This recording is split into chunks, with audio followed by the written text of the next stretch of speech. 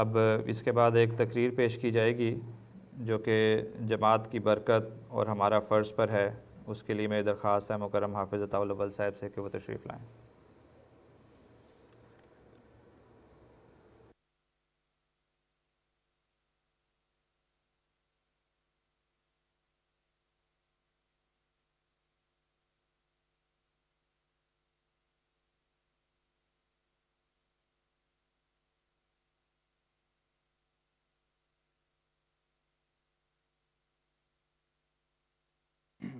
السلام علیکم ورحمۃ اللہ وبرکاتہ.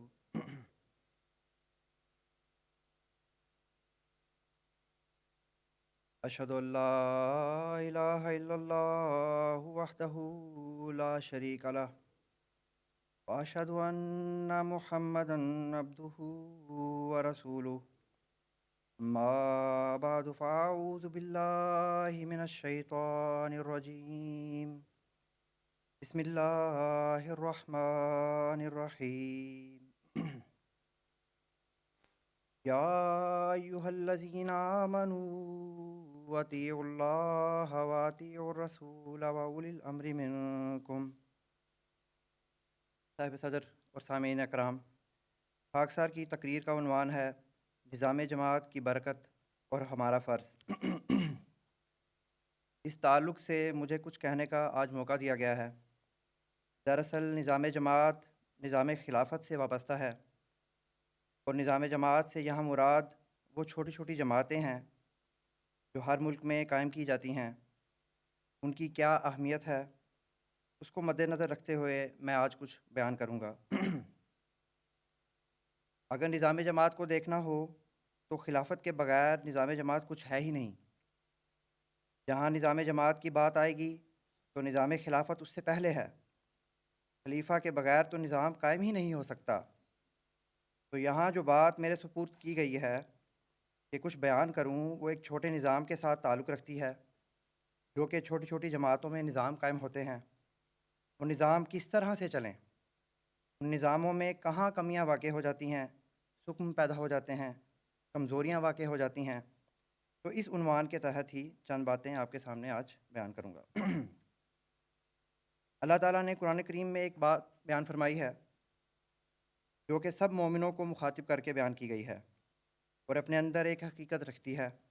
خدا تعالیٰ قرآن کریم میں فرماتا ہے وَاعْتَصِمُوا بِحَبْلِ اللَّهِ جَمِيعًا وَلَا تَفَرَّقُوا وَاذْكُرُوا نِعْمَةَ اللَّهِ عَلَيْكُمْ إِذْ كُنتُمْ أَعْدَاءً فَأَلَّفَ بَيْنَ قُلُوبِكُمْ فَأَصْبَحْتُمْ بِنِعْمَتِهِ إِخْوَانًا وَكُنتُمْ عَلَى شَفَا حُفْرَةٍ مِّنَ النَّارِ فَأَنقَذَكُم مِّنْهَا.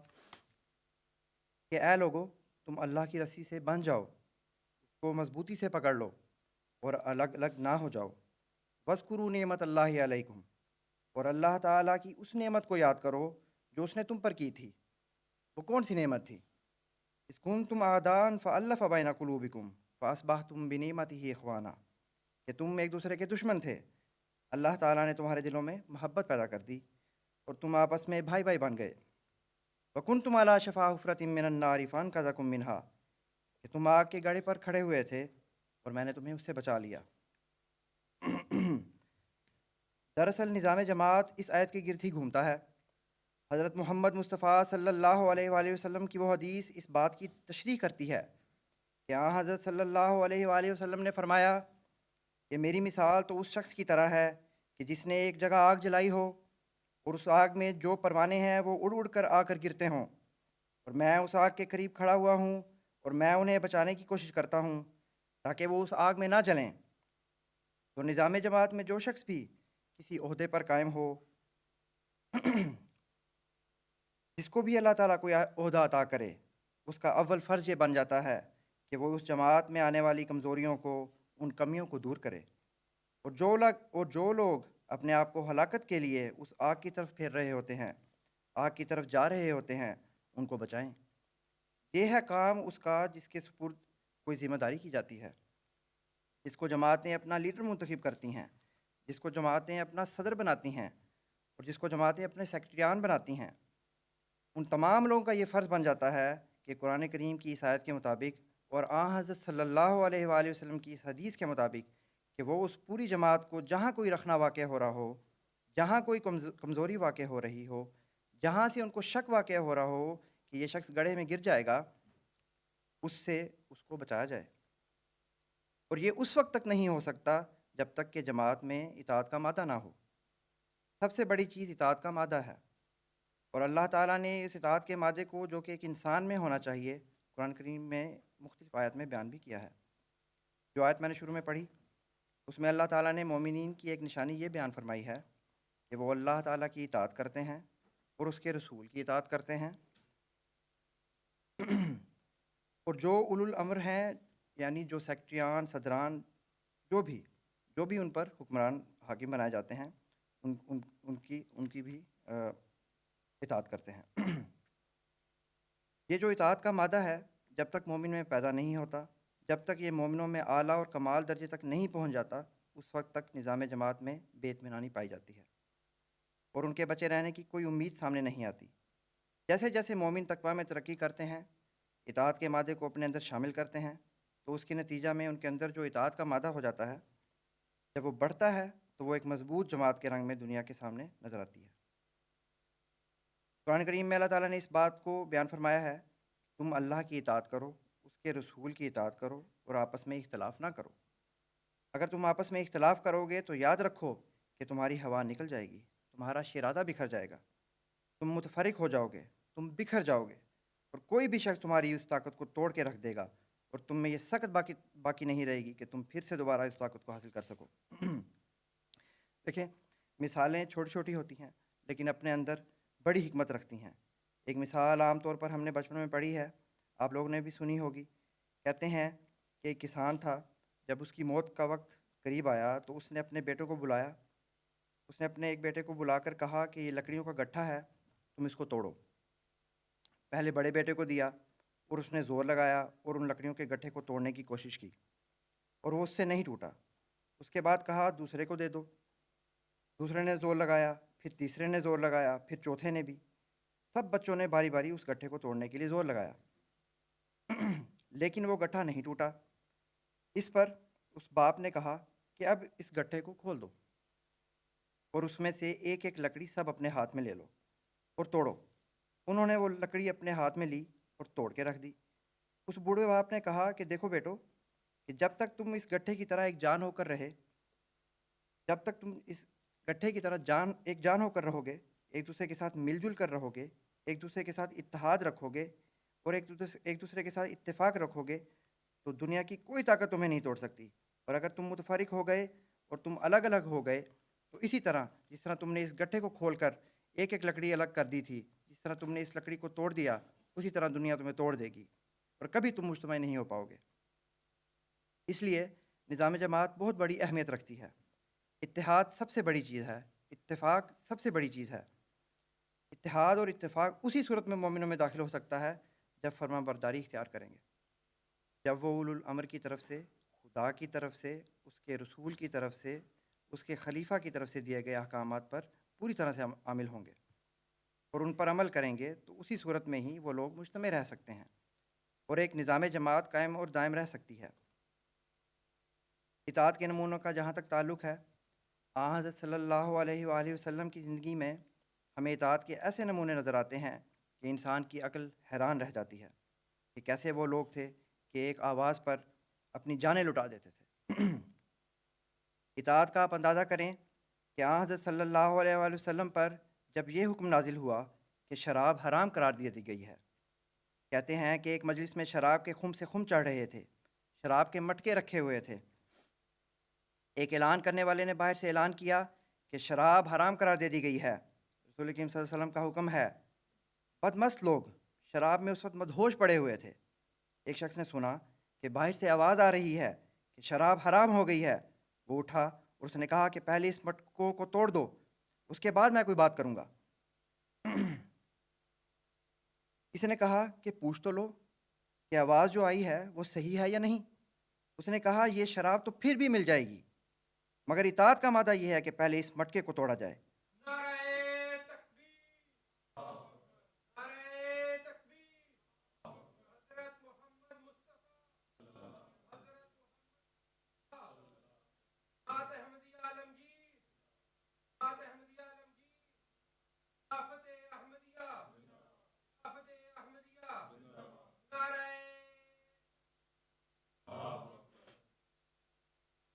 مگر اطاعت کا مادہ یہ ہے کہ پہلے اس مٹکے کو توڑا جائے، اور وہ اٹھے ہیں اور ان مٹکوں کو توڑ دیا، اور اس وقت سے ان لوگوں میں جو کہ محمد مصطفیٰ صلی اللہ علیہ وسلم کے کامل غلام تھے اس شراب کو ہاتھ تک نہیں لگایا۔ اور اطاعت میں ان لوگوں نے ایسا حیرت انگیز نمونہ دنیا کے سامنے پیش کیا کہ اس کی مثال دنیا میں کسی اور قوم میں پیش نہیں کی جا سکتی۔ پھر اطاعت کی ایک اور مثال آپ کے سامنے رکھتا ہوں۔ حضرت صلی اللہ علیہ وسلم مسجد نبوی میں موجود تھے۔ آپ نے ان صحابہ کو جو مسجد نبوی میں موجود تھے حکم دیا کہ بیٹھ جائیں۔ کہتے ہیں کہ اس وقت ایک صحابی مسجد کے باہر گلی میں آ رہے تھے، وہ آواز انہوں نے سنی اور وہ وہیں بیٹھ گئے اور رینگتے ہوئے چلنا شروع کر دیا۔ انہیں کسی صحابی نے دیکھا تو کہا، تمہیں کیا ہو گیا ہے؟ تم ایسے کیوں رینگ رہے ہو؟ کہا کہ میں نے رسول کریم صلی اللہ علیہ وسلم کی آواز سنی ہے کہ بیٹھ جاؤ، اس لیے میں بیٹھ گیا ہوں۔ اس نے کہا کہ دیکھو کہ مسجد کے اندر جو لوگ ہیں آپ نے ان کو کہا ہوگا کہ بیٹھ جاؤ۔ وہ صحابی کہتے ہیں کہ نہیں، یہ آواز میرے کانوں تک پہنچی ہے، یہ مجھے حکم ہے کہ بیٹھ جاؤ۔ یہ آواز جہاں جہاں پہنچے گی اور جس کان میں پڑے گی اس کے لیے حکم ہے کہ وہ بیٹھ جائے، اس لیے میں بیٹھ گیا ہوں۔ یہ ہے وہ اطاعت جو محمد صلی اللہ علیہ وسلم نے اپنے غلاموں میں داخل کی تھی۔ آج اللہ تعالیٰ نے آپ کو محمد مصطفیٰ صلی اللہ علیہ وسلم کی غلامی میں داخل کیا ہے۔ آج آپ لوگ اس مسیح موعود کی طرف منسوب ہوتے ہیں جس نے محمد مصطفیٰ صلی اللہ علیہ وسلم کا واسطہ دے کر آپ کو ایک جماعت میں داخل کیا ہے۔ اگر آپ ان صحابہ کے نمونوں پر عمل نہیں کریں گے تو کون سی قوم ہوگی جو ان نمونوں پر عمل کرے گی؟ حضرت مسیح موعود علیہ السلام کی زندگی میں بھی ایسے نمونے ہمیں دیکھنے میں ملتے ہیں۔ چند مثالیں آپ کے سامنے پیش کرتا ہوں۔ حضرت مسیح موعود علیہ السلام ایک مرتبہ دہلی میں تھے۔ آپ نے قادیان میں حضرت مولوی نور الدین بہروی رضی اللہ تعالیٰ عنہ خلیفۃ المسیح اول کو ایک تار بھیجا کہ آپ فوری طور پر دہلی تشریف لے آئیں۔ اس وقت آپ اپنے مکتب میں بیٹھے ہوئے تھے، اور بیان کرنے والے بیان کرتے ہیں کہ ایک طرف سے حضور نے جو اپنی پگڑی نیچے رکھی ہوئی تھی، پگڑی اٹھائی اور سر پر رکھی، پگڑی سر پر رکھتے جا رہے ہیں اور جوتی پیروں میں پہنتے ہیں اور جوتی گھسٹتی ہوئی جا رہی ہے۔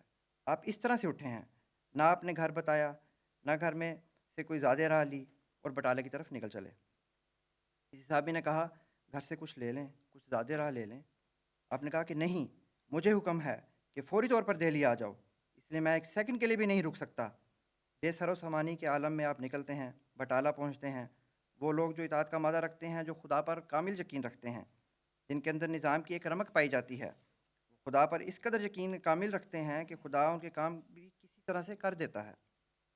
جب آپ بٹالہ پہنچتے ہیں، وہاں ایک ہندو آپ کو ملتا ہے اور کہتا ہے کہ گاڑی چلنے میں تو ابھی ٹائم ہے، تو میری بیوی بیمار ہے، آپ کوئی نسخہ دے دیں۔ آپ اس کی بیوی کو دیکھتے ہیں اور ایک نسخہ تجویز فرماتے ہیں، اور وہ آدمی تھا، اس نے حضور کو زیادہ راہ بھی دے دیا اور دہلی تک کی ٹکٹ بھی دے دی، اور آپ اس طرح سے دہلی پہنچے۔ دیکھیں اطاعت کا مادہ، قربانیاں اس طرح سے کی جاتی ہیں۔ اگر نظام جماعت میں یہ قربانیاں پیدا ہو جائیں، جماعت میں یہ قربانیاں پیدا ہو جائیں، جماعت کا نظام بڑی تیزی کے ساتھ پھلنے پھولنے لگے گا۔ اور اگر کسی جگہ بھی کوئی رکھنا واقع ہو جائے اور کوئی یہ سمجھے کہ یہ حکم اس کام کے لیے تھا، اس کے لیے نہیں تھا، اس میں وہ کیڑے نکالنا شروع کر دے کہ نہیں یہ بات یوں کہی تھی، اس کے لیے یہ ہونا چاہیے تھا اور وہ نہیں ہونا چاہیے تھا، ایسی باتیں اگر آ جائیں تو ہمیشہ اس کے نقصانات ہوا کرتے ہیں۔ دیکھیں رسول اللہ صلی اللہ علیہ وسلم کے زمانے میں ایسے نقصانات ہوئے، وہ مثال کے طور پر ہمارے سامنے ہیں۔ اور مومن وہ ہوتا ہے کہ جہاں سے وہ ایک دفعہ دھوکہ کھاتا ہے، دوبارہ وہاں سے کبھی دھوکہ نہیں کھاتا۔ میں اس لیے یہ واقعہ آپ کے سامنے رکھنے لگا ہوں کہ اگر کسی کے ذہن میں یہ بات آ گئی کہ اگر چھوٹا سا ادھر ادھر بھی ہو جائے تو کوئی بات نہیں، چل جائے گا، تو یہ باتیں غلط ہیں۔ جنگ احد کا واقعہ ہے، سب اس واقعے کو جانتے ہیں۔ حضور صلی اللہ علیہ وسلم نے بعض صحابہ کو درے پر کھڑا کر دیا اور کہا کہ کچھ بھی ہو جائے، کچھ بھی ہو جائے، جنگ ہمارے حق میں ہو یا دشمنوں کے حق میں، تم نے اس درے کو نہیں چھوڑنا۔ چند صحابہ کو آپ نے وہاں بھجوا دیا، جنگ احد ہوئی اور دشمن میدان چھوڑ کر بھاگ گیا، شکست ہو گئی ان کو۔ اور وہ جو صحابہ وہاں کھڑے ہوئے تھے اس درے کے اوپر، ان میں سے بعض نے کہا کہ اب تو فتح ہو گئی ہے، اور حضرت صلی اللہ علیہ وآلہ وسلم کا حکم تھا کہ ٹھیک ہے فتح ہونے تک یہاں رہیں، اب تو بعض رہیں کہ فتح ہونے تک یہاں رہیں، اب تو بعض لوگ مال غنیمت جمع کر رہے ہیں، ہم بھی چلتے ہیں۔ تو صحابہ نے کہا کہ نہیں، ہمیں حکم ہے کہ ہم اس درے کو نہیں چھوڑیں گے، ہاں کچھ ہو جائے۔ اور ہوا کیا؟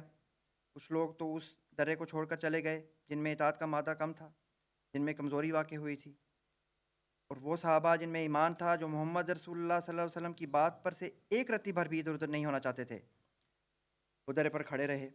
ابو سفیان وہاں سے جا رہا تھا اور اس نے دیکھا کہ درا خالی ہے، چند لوگ ہیں، پیچھے سے اس نے پھر حملہ کر دیا، اور وہ فتح جو مسلمانوں کو مل چکی تھی وہ فتح دوبارہ شکست میں تبدیل ہوتی دکھائی دی، اور کئی صحابہ اس میں شہید ہوئے، اور محمد مصطفیٰ صلی اللہ علیہ وسلم کو غزن پہنچی، آپ کے دانت شہید ہو گئے، آپ بے ہوش ہو گئے۔ کتنا بڑا نقصان ہوا، صرف اس لیے ہوا کہ چند لوگوں نے خیال کر لیا کہ یہ نہیں تھا، یہ تھا۔ جامع جماعت میں اگر کوئی امیر، اگر کوئی صدر، کوئی سیکرٹری کسی کے سپرد کوئی کام کرتا ہے تو اس کو یہ قطعاً حق نہیں بنتا کہ وہ اس میں کمزوریاں تلاش کرے کہ نہیں اس کی حد یہاں ختم ہو جاتی ہے، اس کی حد وہاں ختم ہو جاتی ہے۔ آپ کا کام صرف اتنا ہی ہے کہ سمعنا و اطعنا، سنو اور اطاعت کرو۔ جو آپ نے سنا ہے بس آپ اس کی اطاعت کریں گے، اگر آپ اس کے اوپر چلیں گے، اگر آپ اس کو اپنے پلے باندھ لیں گے تو ہمیشہ آپ کامیاب ہوتے چلے جائیں گے۔ دیکھیں، اگر اس نظام کو خدا تعالیٰ کی قدرت میں بھی دیکھیں اور ہم تلاش کریں تو ہمیں وہاں بھی ایک ایسا ہی مضبوط اور مربوط نظام دکھائی دیتا ہے۔ اللہ تعالیٰ قرآن کریم میں فرماتا ہے وَسَخَّرَ لَكُمُ اللَّيْلَ وَالنَّهَارَ وَالشَّمْسَ وَالْقَمَرَ وَالنُّجُومُ مُسَخَّرَاتٌ بِأَمْرِهِ إِنَّ فِي ذَلِكَ لَآيَاتٍ لِقَوْمٍ يَعْقِلُونَ۔ ہم نے دن اور رات کو، سورج کو اور چاند کو اور ستاروں کو مسخر کر دیا ہے، اور یہ خدا کے حکم سے چلتے چلے جاتے ہیں۔ یقیناً اس میں عقل رکھنے والی قوموں کے لیے بہت سے نشانات ہیں۔ تم غور کرو اور دیکھو کہ یہ جو اجرام فلکی ہیں، کیا یہ دوڑ بھاگ کر ایک دوسرے سے آگے نکل سکتے ہیں؟ کیا یہ اپنی رفتار کو چھوڑ سکتے ہیں؟ اگر یہ چھوڑ دیں تو سوچو کہ کیا ہوگا۔ مثال کے طور پر یہ زمین جس رفتار سے اس وقت گھوم رہی ہے وہ اپنی اس گردش میں کچھ تغیر پیدا کر دے، اور چاند اپنی گردش میں کچھ تغیر پیدا کر دے، کیا یہ اجرام فلکی ایک دوسرے سے ٹکرا نہیں جائیں گے؟ کیا یہ سارا نظام درہم برہم نہیں ہو جائے گا؟ کوئی ایک بھی ان میں سے اگر ایک سیکنڈ بھی اپنی رفتار میں کمی کرتا ہے تو ساری دنیا کا جو نظام ہے وہ بگڑ جائے گا۔ بڑے سے بڑا ہو یا چھوٹے سے چھوٹا ہو، سارے کے سارے اجرام فلکی جتنے بھی ہیں وہ ایک محور میں گھومتے چلے جا رہے ہیں، ایک رفتار سے گھوم رہے ہیں۔ جو ان کو حکم دیا گیا ہے وہ اس پر عمل کرتے ہیں۔ اگر ان میں سے کوئی ایک بھی اپنی مرضی سے ادھر ادھر ہو جائے تو یاد رکھیں کہ سارا جو نظام عالم ہے وہ ختم ہو سکتا ہے۔ بالکل یہی مثال ہے عقل مند قوموں کے لیے کہ خدا تعالیٰ نے بڑی بڑی مثالوں کے ساتھ مومنوں کو یہ بات سمجھائی ہے کہ دیکھو، اگر ستارے کے ادھر ادھر ہو جانے سے، چاند اور زمین کی رفتار میں فرق پڑ جانے سے اس نظام میں رکھنا پیدا ہو سکتا ہے، تہو بالا ہو سکتی ہے یہ زمین، یہ سارے آسمان اور یہ ساری دنیا۔ تو یاد رکھو کہ وہ نظام جو جماعتوں میں قائم ہوتا ہے اگر اس میں سے کوئی بڑا، کوئی چھوٹا یا کوئی اس سے بھی چھوٹا اس نظام میں کوئی ایسا رکھنا اندازی کرتا ہے تو یاد رکھیں کہ وہ نظام بھی اسی طرح ٹوٹ جایا کرتا ہے جس طرح یہ بڑے بڑے نظام ٹوٹ سکتے ہیں۔ تمہارے لیے اللہ تعالیٰ نے سوچنے کے لیے یہ چیزیں بنائی ہیں۔ قرآن کریم کی ایک ایک آیت پر اگر ہم غور کریں تو ہمیں وہاں پر اس نظام کو سمجھنے کا ایک بہت آسان طریقہ معلوم ہو جاتا ہے، اور ہم سمجھ سکتے ہیں کہ یہ نظام جو جماعت میں قائم کیا جاتا ہے وہ کس طرح سے آگے بڑھ سکتا ہے اور چل سکتا ہے۔ اللہ تعالیٰ فرماتا ہے أَلَمْ تَرَ أَنَّ اللَّهَ يَسْجُدُ لَهُ مَا فِي السَّمَاوَاتِ وَمَا فِي الْأَرْضِ وَالشَّمْسُ وَالْقَمَرُ وَالنُّجُومُ وَالْجِبَالُ وَالشَّجَرُ وَالدَّوَابُ وَكَثِيرٌ مِّنَ النَّاسِ۔ کیا تو نے غور نہیں کیا کہ اللہ ہی کو سجدہ کر رہے ہیں جو کچھ آسمانوں میں ہے اور جو زمین میں ہے، اور چاند بھی اور سورج بھی اور ستارے بھی اور پہاڑیاں بھی اور درخت بھی اور تمام ریگنے والے جانور بھی اور بہت سے لوگ بھی، یہ سب خدا کو سجدہ کر رہے ہیں۔ یہاں سجدہ کرنے سے کیا مراد ہے؟ یعنی خدا کے حکموں پر چل رہے ہیں، جو خدا نے ان کو حکم دیے ہیں اس پر وہ کامل ہیں۔ یہاں پر انسانوں کے لیے یہ بات فرمائی ہے کہ وَكَثِيرٌ مِّنَ النَّاسِ، کہ لوگوں میں سے اکثر ہیں، سب نہیں کہا۔ یہ بات اس لیے بیان کی گئی ہے کہ دیکھو کہ اگر باقی سب چیزیں خدا کے حکم کے آگے سجدہ کر رہی ہیں، اس نظام میں بندھی ہوئی ہیں، اور بعض لوگ جو ہیں وہ بھی اس نظام میں بندھے ہوئے ہیں، تو جب تک بندھے رہیں گے یہ محفوظ رہیں گے۔ اس نظام کی طرح سے جو خدا نے قدرت کا نظام دنیا میں جاری کیا ہے، یہاں دنیا کی اکثر آبادی، زیادہ لوگ اس نظام سے الگ ہو جائیں گے تو یہ نظام تتر بتر ہو جائے گا اور منتشر ہو جائے گا۔ اور اگر ہم اس نظام سے بندھے رہیں گے تو اللہ تعالیٰ نے اس میں بڑی برکتیں رکھی ہیں، اور ان برکتوں کو ہم آئے دن دیکھتے ہیں، ہماری زندگیوں میں جاری ہوتی ہیں۔ دنیا میں ترقی کرنے کے لیے اس نظام کے ساتھ بندھے رہنا بہت ضروری ہے۔ مجھے ایک مثال یہاں یاد آ رہی ہے، میں بتاؤں گا آپ کو کہ کہتے ہیں کہ ایک مرتبہ ایک شخص اپنے گھر سے اپنی بیوی بچوں کے ساتھ نکلا اور اس نے جنگل میں جا کے ایک پیڑ کے نیچے ڈیرا لگا لیا، اور ایک بیٹے کو اس نے کہا کہ پانی لے کر آؤ، اور کسی کو کہا کہ آگ لے کر آؤ، اور کسی کو کہا کہ لکڑی لے کر آؤ، اور کسی کو کہا کہ برتن لے کر آؤ۔ جب وہ سب لے کر آ گئے تو اس درخت پر ایک پرندہ بیٹھا ہوا تھا۔ اس نے کہا کہ تم سب کچھ تو لے آئے ہو، اب پکاؤ گے کیا؟ کھانے کو تمہارے پاس کیا ہے؟ کچھ بھی نہیں، کیا کھاؤ گے؟ کہتے ہیں کہ اس نے کہا کہ ہم نے کیا کھانا ہے، تجھے پکڑیں گے اور کھائیں گے، اور ہم نے کیا کھانا ہے؟ تو اس پرندے نے کہا کہ ہاں، تمہیں یہ طاقت ہے، تمہیں یہ سکت ہے کہ جس طرح تمہارے سب بچوں نے تمہاری فرما برداری کی ہے اور تمہاری اطاعت کی ہے، سب چیزیں حاضر کر دی ہیں، تم لوگ ضرور مجھے پکڑ لو گے اور مجھے کھا لو گے۔ تم مجھے چھوڑ دو، میں تمہیں ایک خزانے کی خبر دیتا ہوں۔ کہتے ہیں کہ اس پرندے نے ان کو خزانے کی خبر دی اور وہ خزانہ نکال کر اپنے گاؤں واپس چلے گئے۔ اسی گاؤں کا ایک اور آدمی تھا، اس نے پوچھا کہ بھائی کیا بات ہے، تمہارے تو رنگ ہی بدل گئے ہیں، دن پھر گئے ہیں تمہارے تو۔ انہوں نے بتایا کہ بھائی یہ واقعہ ہوا ہے۔ کہتا اچھا۔ اگلے دن وہ بھی اپنے بچوں کو لے کر اسی درخت کے نیچے جا کر بیٹھ گیا۔ ایک بیٹے کو کہا کہ جا بھائی پانی لے کر آ، اس نے کہا ڈوب کے مرنا ہے۔ دوسرے کو کہا جا لکڑی لے کر آ، اس نے کہا جل کے مرنا ہے۔ تو اسی طرح اس نے اپنے سب بچوں کو حکم دیا کہ جاؤ یہ کچھ لے کر آؤ، ان سب نے انکار کر دیا۔ اس پر اس پرندے نے ان سے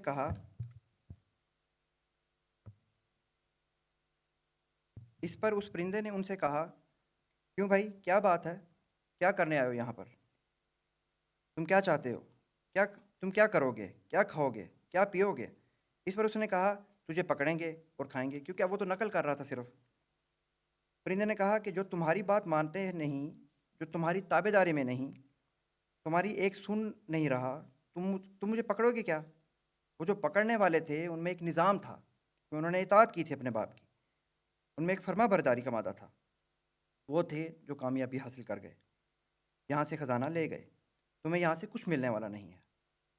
یاد رکھو وہ قومیں جو ایک نظام کے ساتھ چلتی ہیں، اطاعت اور فرما برداری کے ساتھ چلتی ہیں، وہ دنیا میں خزانوں کی مالک بنائی جاتی ہیں، اور وہ قومیں جو اطاعت اور فرما برداری کو چھوڑتی ہیں تو جو خزانے ان کے پاس ہوتے ہیں وہ بھی ان سے چھین لیے جاتے ہیں اور دوسری قومیں ان سے چھین کر لے جاتی ہیں۔ میں یہاں پر ایک واقعہ حضرت خلیفۃ المسیح ثانی کے زمانے کا بھی آپ کے سامنے رکھوں گا۔ ملکانہ ایک انڈیا میں جگہ ہے، اس وقت شدی کی تحریک بہت زور و شور سے چل رہی تھی۔ اس وقت ہندوؤں نے بہت سے مسلمانوں کو ہندو بنانا شروع کر دیا تھا۔ حضرت خلیفۃ المسیح ثانی رضی اللہ عنہ کو جب اس بات کا علم ہوا تو آپ نے جماعت میں تحریک چلائی کہ اس علاقے میں کچھ پڑھے لکھے لوگوں کو بھیجا جائے اور وہ اپنی زندگی کو کچھ عرصے کے لیے وقف کریں۔ تو بڑے بڑے لوگوں نے اس کے لیے وقف کیا، کوئی ڈاکٹر تھا، کوئی انجینئر تھا، کوئی پروفیسر تھا۔ بس آپ نے ان کو بھجوا دیا کہ جاؤ اور اس ملکانہ کے علاقے میں چلے جاؤ، اور ملکانہ کا علاقہ جو بیان کر رہے ہیں وہ بیان کرتے ہیں کہ بہت چھوٹا سا علاقہ ہے، تھوڑی سی کھیتی ہوتی ہے، گرمی والی جگہ ہے، کھانے پینے کا وہاں کچھ سامان نہیں، دیہات کا علاقہ، اور وہ لوگ جو اچھا کھاتے تھے اچھے گھروں کے لوگ تھے، ڈاکٹرز، انجینئرز۔ حضرت خلیفۃ المسیح کی آواز پر لبیک کہتے ہوئے وہاں چلے گئے، اور جب وہاں جا کر ان لوگوں نے کام کیا تو تنظیمیں ہم سے بہت خوفزدہ ہو گئیں، یہ کیا ہو گیا ہے؟ تو انہوں نے مسلمان لیڈروں کو جمع کیا اور کہا کہ دیکھو ایک میٹنگ کرتے ہیں اور معاہدہ کرتے ہیں کہ تم بھی اپنا کام بند کر دو اور ہم بھی اپنا کام بند کر دیتے ہیں۔ سب تنظیموں کو بلا لیا اور مسلمان تنظیمیں بھی دہلی پہنچ گئیں۔ میٹنگ ہونے لگی، ہندو تنظیموں کے لیڈروں نے کہا کہ تم آئے ہو، تم ہم سے معاہدہ کرو گے، جو تنظیم وہاں کام کر رہی ہے اس کا تو کوئی نمائندہ ہی نہیں، ہم کس سے معاہدہ کریں؟ تو وہ لوگ اس وقت بڑے سٹپٹائے، اور حضرت خلیفۃ المسیح رضی اللہ تعالیٰ عنہ نے پھر ان کو یہ جواب دیا کہ تم بھی اپنا کام کرو اور ہم بھی اپنا کام کرتے ہیں۔ تو دیکھیں وہ کام جو دوسرے مسلمانوں سے نہیں ہو رہا تھا وہ کتنی آسانی سے، کیونکہ اطاعت کا مادہ تھا، جب ان کو ایک بات کا کہا گیا کہ وقف کرو تو سب اپنا کام چھوڑ کر آ گئے اور انہوں نے وہاں وقف کیا اور ایک منظم جماعت کے طور پر کام کیا۔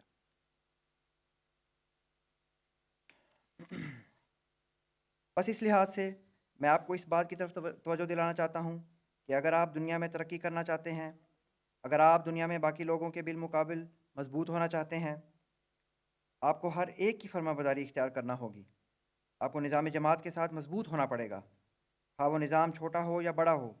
جو بھی آپ پر حاکم مقرر کیا جائے اس کی ہر ایک بات پر لبیک کہنا آپ کی ذمہ داری ہے۔ حضرت صلی اللہ علیہ وآلہ وسلم نے فرمایا ہے کہ اگر آپ پر ایک ایسا شخص حاکم بنا دیا جائے جس کا سر منقع کی طرح ہو، یعنی ایسا شخص جس کی نہ شکل و صورت ہو اور سر بھی ایک طرف سے پچکا ہوا ہو، اور وہ آپ کے اوپر حاکم مقرر کر دیا جائے تو اس کی فرما برداری اختیار کرنا آپ پر فرض ہے۔ بس ہمارا یہ فرض بنتا ہے کہ ہم اپنے آپ کو جماعت کے سامنے، نظام کے سامنے اس طرح سے پیش کریں کہ جو بھی ہمیں حکم دیا جائے، جس بات کی طرف بھی ہمیں توجہ دلائی جائے، جس وقت بھی بلایا جائے، ہم اس پر لبیک کہتے ہوئے اس کی طرف آگے بڑھیں، اور وہ باتیں جو فتنہ اور فساد پیدا کرنے والی ہیں ان سے ہم بچیں۔ اور حضرت خلیفۃ المسیح رضی اللہ تعالیٰ عنہ نے اس لیے اپنے ایک شعر میں بیان فرمایا ہے: امن کے ساتھ رہو، فتنوں میں حصہ مت لو، باعث فکر و پریشانی حکام نہ ہو۔ یہ جو چھوٹی چھوٹی باتیں ہیں جماعتوں میں جو پیدا ہو جاتی ہیں، لوگ ٹولے بنا لیتے ہیں اور ایک دوسرے کے خلاف باتیں کرتے ہیں، یہ باتیں پھر آہستہ آہستہ بڑے فتنوں کی طرف لے جاتی ہیں، اور پھر یہ باتیں حکام کے لیے پریشانی کا باعث بنتی ہیں۔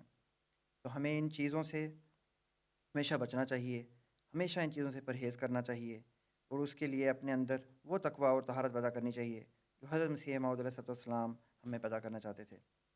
حضرت خلیفۃ المسیح رضی اللہ تعالیٰ عنہ فرماتے ہیں: تم مدبر ہو کہ جرنیل ہو یا عالم ہو، ہم نہ خوش ہوں گے کبھی تم میں گر اسلام نہ ہو۔ اصل چیز تو ہمارا اسلام ہی ہے، اور اسلام فرما برداری سکھاتا ہے اور اطاعت سکھاتا ہے اور نظام کے ساتھ بندھے رہنا ہمیں سکھاتا ہے۔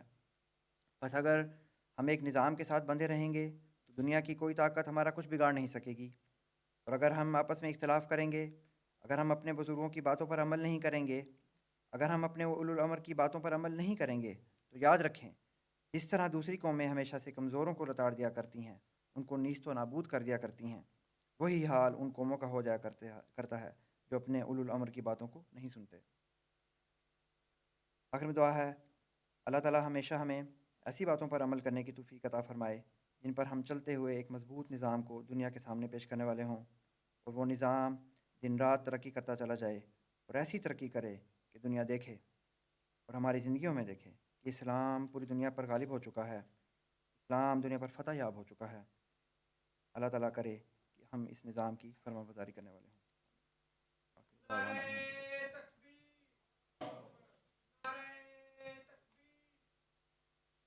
محمد مصطفیٰ صلی اللہ علیہ وسلم، حضرت محمد مصطفیٰ صلی اللہ علیہ غلام وسلم، احمد کی جے غلام احمد کی جے خلافت احمدیہ زندہ باد، خلافت احمدیہ زندہ باد، نعرہ تکبیر اللہ اکبر۔